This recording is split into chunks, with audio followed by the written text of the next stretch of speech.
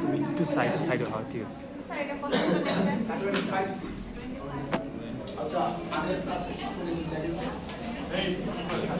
25-6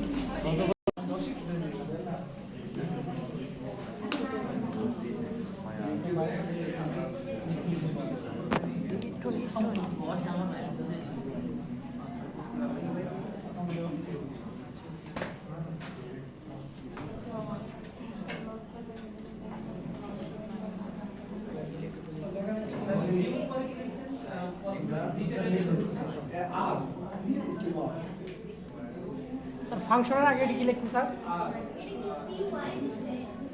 কোনটা আমি ডিওয়াই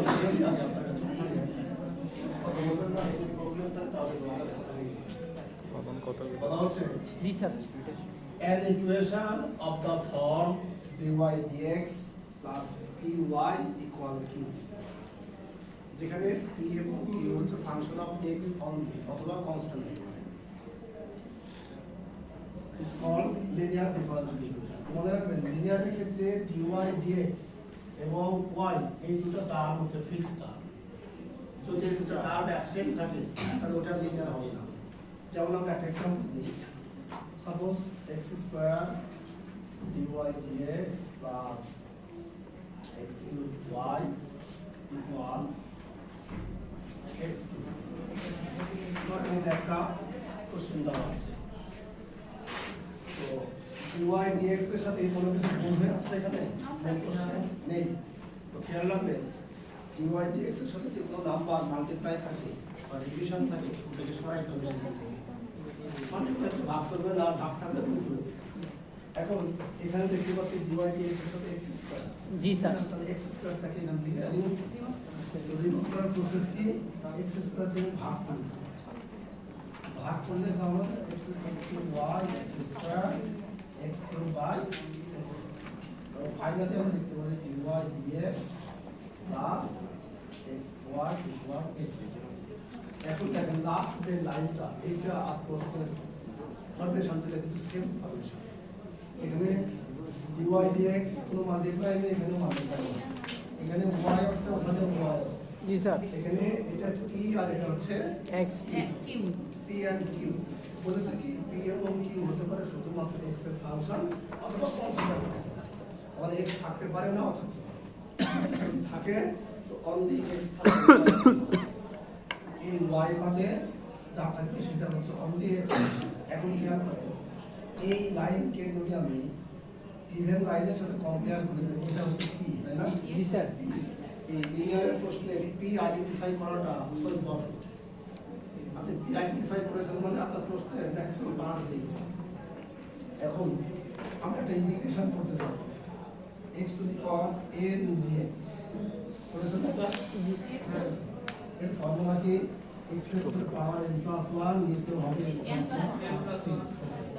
আরেকটা ফর্মুলা পড়েছি e two the power x dx, এটা হলো e two the power x plus c।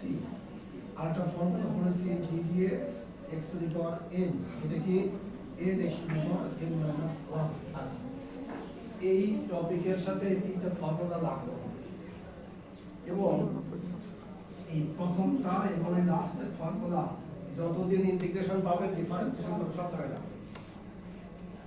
অন্য ফর্মুলা লাগুক না লাগুক এটা সব জায়গায় লাগবে। মানে একটা প্রশ্ন ইন্টিগ্রেশন চাচ্ছে, ইন্টিগ্রেশন আছে মানে এই ফর্মুলা সেখানে মাস্ট লাগবে, ডিফারেন্সিয়েশন আছে মানে এই ফর্মুলা মাস্ট লাগবে। সো এই দুটা কোনোভাবেই ভুলে গেলে হবে না। আমরা ডিপার্টমেন্টের যে কোর্সগুলো আছে সেগুলোতে একটু ব্যবহার আছে। আচ্ছা, এখন যদি আমি এই ফর্মুলাতে একটা ইন্টিগ্রেশন করতে চাই x dx কত হবে বলুন তো?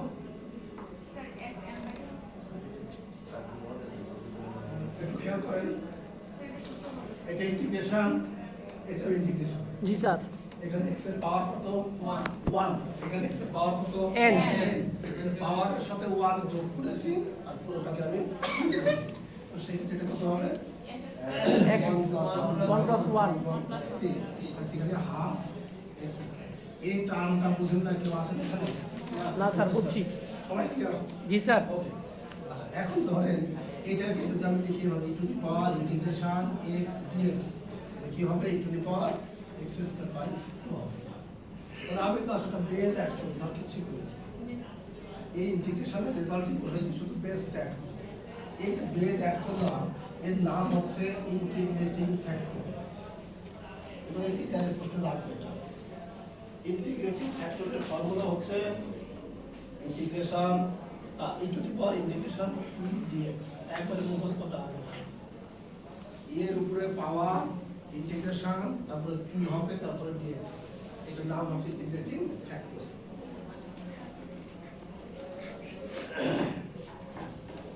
আচ্ছা এখন ওই প্রশ্নটা সলভ করতে গেলে আমাদের প্রসেসটাকে আমরা ডিসকাস বুঝতে না এটা স্যার একটু স্যার এটা কি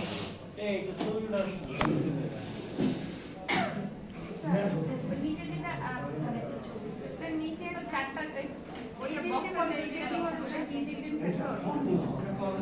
এটা ফর্মুলা সেই ফর্মুলা দিয়ে আমি এখানে ক্যালকুলেশন দিয়েছি। এই জানাটা বন্ধ দিয়েছে আর স্যার এইটাতে কি বলবো হ্যাঁ মারুফ ভাই তারপর কেন যাও নরমালি দিয়েছি।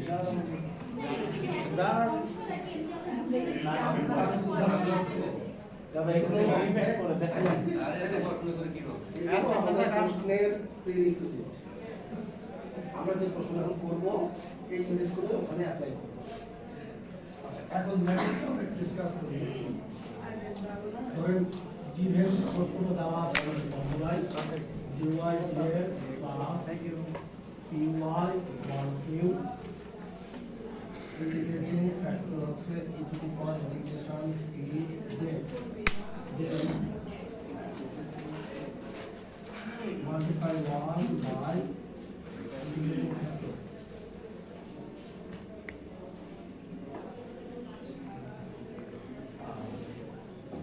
যদি ইন্টিগ্রেটিং ফ্যাক্টর দিয়ে মাল্টিপ্লাই করি তো দেখো এই লাইনে হবে e two the power p dx by dx plus py pdx e to the power pdx তাহলে আমি কি করেছি এখানে এক নম্বর ইকুয়েশনকে ইন্টিগ্রেটিং ফ্যাক্টর দিয়ে গুণ করেছি। ইন্টিগ্রেটিং ফ্যাক্টরটা কি আমরা সবাই জানি এখন জি স্যার ইন্টিগ্রেটিং ফ্যাক্টরের মধ্যে কি আছে e two the power integration p আছে dx আছে pটা কি p হচ্ছে y এর কোএফিসিয়েন্ট এখানে x থাকলে x হবে x স্কয়ার থাকলে x স্কয়ার 1 থাকলে 1 হবে এটা তার ইন্টিগ্রেশন ওকে। আচ্ছা এখন এর নেক্সট দা ফর্মাল বাই আমরা লিখতে পারি d dx ইনটু y এবং ইন্টিগ্রেটিং ফ্যাক্টরের গুণফল ডাউন সাইডে যা ছিল তা দেন ইন্টিগ্রেটিং ইন্টিগ্রেট করলে এখানে dx কেটে যাবে থাকবে y E to the power integration pdx আর ডান সাইডে থাকবে q E to the power integration pdx এটা হবে এটা। তাহলে আমি লাস্ট লাইনে কি করছি দেখো যদি আপনার মাল্টিপ্লিকেশন ঠিক থেকে থাকে তাহলে নেক্সট লাইনটা হবে ddx integrating factor into y এর মাল্টিপ্লিকেশন বুঝতে পারবেন ওই কিটা কোথায় গেল কোন p এই যে ক্লাসের যে py এটা এটার মধ্যে ঢুকে গেছে আমি স্যার এখানে আমরা মাটিটা কেন করলাম স্যার আমি শেষ করি শেষটা কথা আপনারা বুঝবেন না।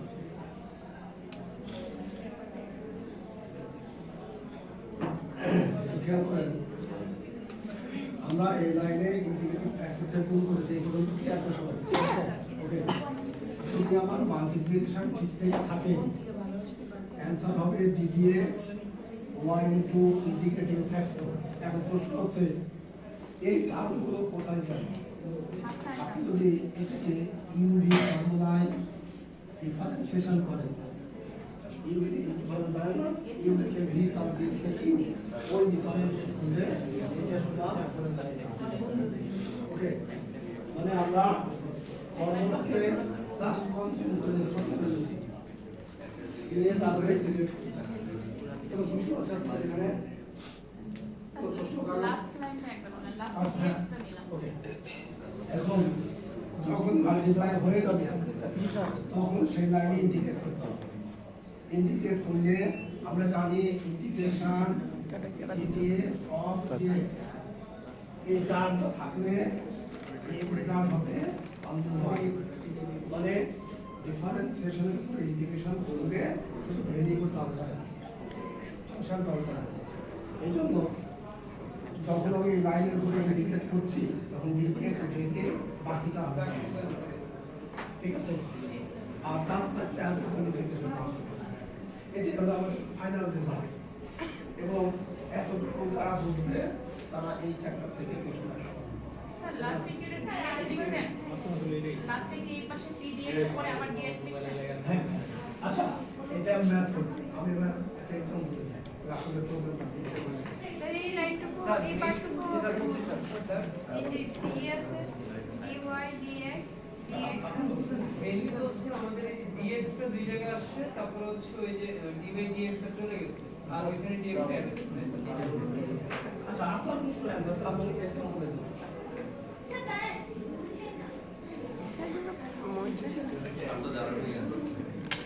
এটা ছবি দিলে আপনারা দেখেন এই ইকুয়েশনটাকে যদি আমরা এই ফর্মুলার সাথে নিই, এটা কি লিনিয়ার ফর্মে আছে না? জি স্যার। dy dx সাথে কিছু কোণ হয়ে আছে? জি স্যার। কোনো মাল্টিপ্লিকেশন নাই তো? না, না। dy dx কি? আচ্ছা, এটা ঠিক আছে, y আছে। জি। y এর সাথে যে আছে ওটা p। P আর আছে এটা হচ্ছে x মানে q এর x। ওকে। তাহলে আমরা এটা ইকুয়েশন 1 বলে নেই। 1 is linear differential equation. So integrating So integration integration sir এটা প্রতিটা ক্ষেত্রে কি স্যার ইন্টিগ্রেটর ফ্যাক্টরটা কি লিনিয়ার এর সাথে মডিফাই করতে হবে? linear মানে integrating factor. factor linear solve করার মেথড হচ্ছে integrating factor. তাহলে মডিফাই করতে হবে এর দ্বারা চিহ্ন আমরা তাহলে স্যার কিন্তু এটাও মাল্টিপ্লাই আচ্ছা, একটু দেখেন এর ফর্মুলাতে ইন্টিগ্রেশন e dx এর p কত? স্যার x তাই আমরা তাহলে x dx x square by 2 already এক আগে এক্সপ্লেন করেছি। জি স্যার বুঝতে পারছি। এবার মাল্টিপ্লাই বার by power x square by 2 by x square by 2 এই রাম দিব এটাই speed then y integrating factor ইডিএস সালি বিভু লেকচার কত এটা? স্যার বলে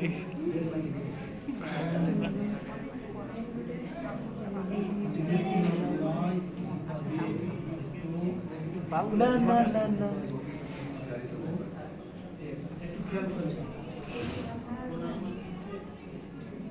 আমাদের শুরুতে ইকুয়েশনটা লিনিয়ার আমরা আইডেন্টিফাই করেছি, এরপরে ইন্টিগ্রেটিং ফ্যাক্টর বের করেছি। ইন্টিগ্রেটিং ফ্যাক্টরের ফর্মুলা কি? e two the power integration p dx already solve করা হয়েছে। জি স্যার। এবার ইন্টিগ্রেটিং ফ্যাক্টর দিয়ে আমরা এই এক নম্বর লাইনকে মাল্টিপ্লাই করলাম, মাল্টিপ্লাই করে বাম সাইডকে আমরা লিখতে পারি dx y ইন্টিগ্রেটিং ফ্যাক্টর আকারে। কিছুক্ষণ আগে বলছি, যদি বুঝতে প্রবলেম হয় তাহলে এটাকে ইউজ ফর্মুলায় সলভ করব। কিভাবে লিখবেন আগের লাইনটা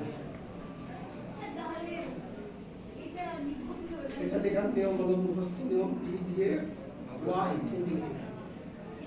এটা অ্যানসারটা স্যার অ্যানসার এটা না স্যার অ্যানসার এটাকে এখন ইন্টিগ্রেট করতে হবে। ইন্টিগ্রেট করতে হবে মানে প্রসেস মোটামুটি শেষ হয়ে গেছে। এরপরে যেটা করবো এটা হচ্ছে আপনারা ক্যালকুলাসে পড়ে আসছে, ক্যালকুলাসের ব্যবহার দেখছেন। স্যার হয়ে গেছে আপনার তো করা ওকে, এখন দেখেন ডান সাইডে এটাকে তো ইন্টিগ্রেট করে দেখাইতে হবে। জি স্যার। ইন্টিগ্রেট করার জন্য আমরা ইডিএ স্যার মান ধরে নেবেন x square by x square half into twice x dx integrate question উপরে ডাবি যে x dx ডট এখন করে মান বসাবো, তাহলে বাম সাইডে থাকবে y into power x square by 2 এটা হলো dz এটা হলো और y equal x square by 2 plus c y equal x square sir সব মুখস্থ টিচার দৌড়াই আগে তো দেখেন এটা দুটো ফর্মুলা দিয়ে করা যায়। একটা ইন্টিগ্রেশন ইউভিডিএক্স ইন্টিগ্রেটেড বাই পার্টস যেটা আপনারা করে আসছেন, সেটাকে না করে আমরা মেথড অফ সাবস্টিটিউশন করে ফেলি। এক্স স্কয়ার বাই 2 সমান জেড নেই, এই হাফটাকে ভাঙা দিলাম, এক্স স্কয়ারের ডিফারেন্সিয়েশন ফর্মুলাটা আমি শিখেছি, একটু কেটে গেলে ভাঙা যাবে এক্স দিয়ে তাহলে ভ্যালু দিয়ে। এখন আমি এখান থেকে এই এক্স আর ডিএক্স এর পরিবর্তে লিখছি ডিজেড, আর এইটা কি হবে টু দি পাওয়ার জেড। আমি টু দি পাওয়ার জেড ইন্টিগ্রেশনটা লিখেছিলাম, সেই টু দি পাওয়ার জেড ইন্টিগ্রেশনের পরে জেডকে রিপ্লেস করে এই অংশটা দিয়ে পুরো লাইনকে ডিভাইড করে দিয়েছি। এটাই বুঝতে যদি এই প্রশ্ন 60-70% বুঝে আমি বাসায় গিয়ে সলভ করব। এখন দেখেন আপনাদের কোনো কোশ্চেন আছে স্যার বুঝতে পারছি। এবং আর প্রবলেম নেই, আসলে একটা আসবে না আসবে না। স্যার এটা লেকচার কত number sir? 26 thank you thank you.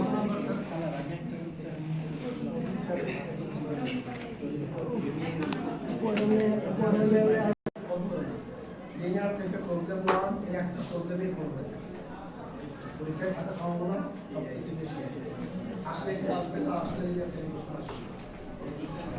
এই যেটা আছে স্যার এই 16 নম্বরটা আরেকবার এখন না না আমরা কই গেছিলাম?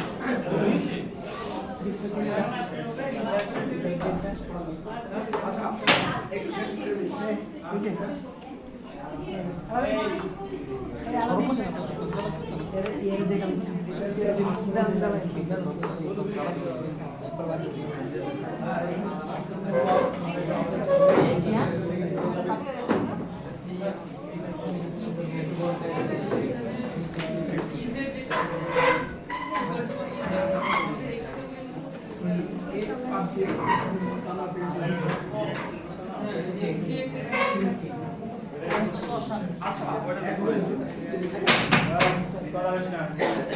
আপনাদের টপিক বাকি এই ক্লাসে দেওয়ার এক মিনিট শেষ হয়ে গেছে। তো আমাদের টপিক বাকি থাকলো আর একটা, শেষ করার তো কোনো শেষ নাই, টপিক অনেকগুলো আছে কিন্তু আমরা করাবো আর একটা, সেটা হচ্ছে ডিফারেনশিয়াল ইকুয়েশন লেকচার নাম্বার 27 এটা আমরা নেক্সট ফ্রাইডে করবো এবং